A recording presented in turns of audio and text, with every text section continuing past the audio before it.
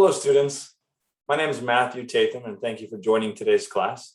Over the past 4 weeks, we've been diving into foundational supply chain topics such as supply chain planning, distribution, logistics, inventory, manufacturing, procurement, etc.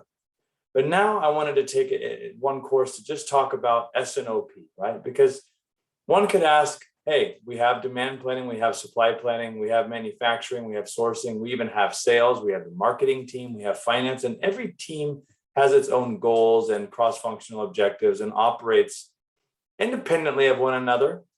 But sometimes that can also be the problem. If everything's operating in what we call silos, right? If you imagine a corn silo, two big corn silos sitting right next to each other, right? Full of corn or grain or sorghum, whatever it may be, right? There's never any interaction between the two silos, right? So what we call in the supply chain and operations world as operating in a silo is doing things independently of the plans of another business unit or objective. So what is S&OP? S&OP stands for Sales and Operations Planning and happens to be one of my favorite topics within the supply chain and operations realm because as you'll see, there's immense value in S&OP and really brings together everything that we've learned up until this point. You'll see at the bottom, I put in a little snippet of cartoon characters talking about supply and demand. It's a pretty funny representation, but actually somewhat accurate after you've been in this world for quite some time. So we will go ahead and get started on this presentation regarding S&OP. So again, my name is Matthew Tatham. I am currently a supply chain consultant working for a company called Blue Skies Consulting, where I am actually working for Johnson & Johnson on their DePi Synthesis team, really doing operations and business support, production support for supply chain planning systems. As well as I'm an educator. I currently teach business law, business statistics, warehousing, logistics, supply chain, and procurement, as well as a forklift course at Barstow Community College. I have over 15 years in supply chain management, starting with my family business, which was wine grapes. I started quite some time ago, just being introduced to the distribution and logistics side of things. I actually liked and knew what supply chain was before I even knew it had a name. And currently some of the certifications and accolades that I possess in this field specifically is the APIX CPIM certification, Certified Production and Inventory Management.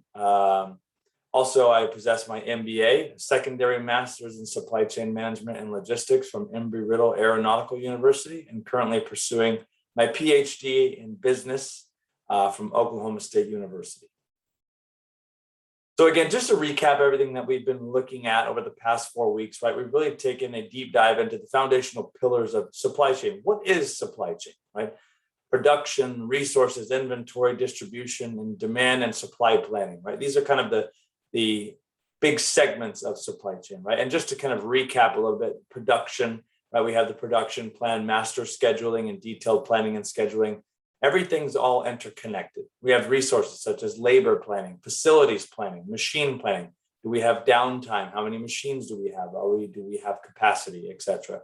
Inventory, again, we spoke about inventory last week, where we were talking about safety stock, investment targets, capital expenditures, working capital, and also channel distribution from retail versus e-commerce side. Do we manage the inventory separately? Is it managed in one location, just virtual locations, etc.?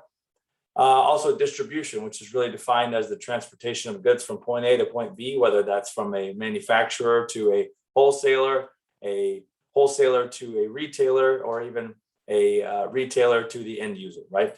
Also, warehousing and labor and equipment are all fall within the distribution realm, right? Do we have a 3PL partner? Do we have our own facilities, etc.? And lastly, the demand and supply planning, what I like to call supply chain planning side of it, right? That's everything from the demand planning, marketing plan, sales plan, which then in turn actually drives the supply plan. In my personal opinion, the demand plan is the genesis of any world-class supply chain, right? So really, again, just to recap, every month, or sometimes even every week, right? But in this case, we'll just use the example of every month. The demand planning team or demand planning function within any organization runs a statistical model. They publish that statistical model The sales team then collaborates with the demand planning team to add in, you think about a statistical model is, what does the future look like based solely on history?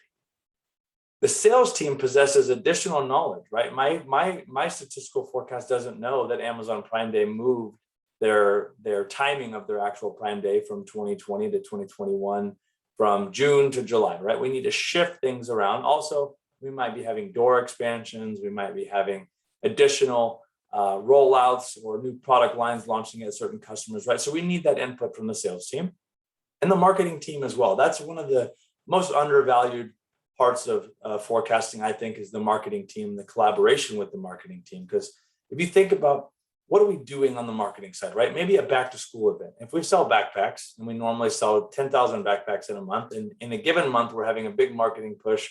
We're having influencers come on and we're doing stories and posts, maybe even something OTA or even on a TV ad, right? For back to school, right? That is a huge push that we would want to make sure we have in our demand plan to make sure that we have the supply, right, for said marketing event, right? So all of that together then creates the consensus demand plan. From the demand plan, that publishes or is published to the supply planning team, where they then run that demand plan against what changed inside lead time, what does our current inventory look like, and what POs do we need to purchase, right, in order to support the ongoing demand plan, right? So all of that together is all of these functions of S&OP, right? But we need to have a process every single month where we're collaborating with all of the other functions, marketing, sales, finance, and everybody within supply chain to bring all of these plans into one consensus plan, right? Again, if you're doing everything in a silo and there's no connectivity, finance might be aiming toward a budget of 300 million, where your forecasts and our inventory, our inventory investments are geared more toward a $330 million plan, right? If we're not aligned with finance on where that gap is, at the end of the year, we might have excess and obsolete inventory, right? So we need to have accountability. We need to have executive approval on investment decisions. We need to have all of that. S&OP is the forum for that to actually happen. So again, this is the agenda of the presentation. We'll define S&OP. What is the process of S&OP? What, where, when, how, and why? What are the attributes and objectives of S&OP? What are some of the challenges we may face within S&OP? The foundational components, the benefits of S&OP, and additional resources. So again, what is S&OP? The textbook definition is a process to develop tactical plans that gives the management the ability to strategically direct its operations and supply chain in a way that provides a competitive advantage.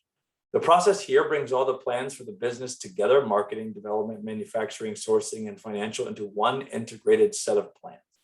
So that's really everything that I've talked about up until this very point in time, and one actual definition of what is S&OP. What are the objectives of S&OP? Obviously, within S&OP, we want to support and measure the business plans. We want to ensure that all the strategic plans are realistic and passed on to the tactical planning teams. We want to enable the organization to effectively manage changes to the plan.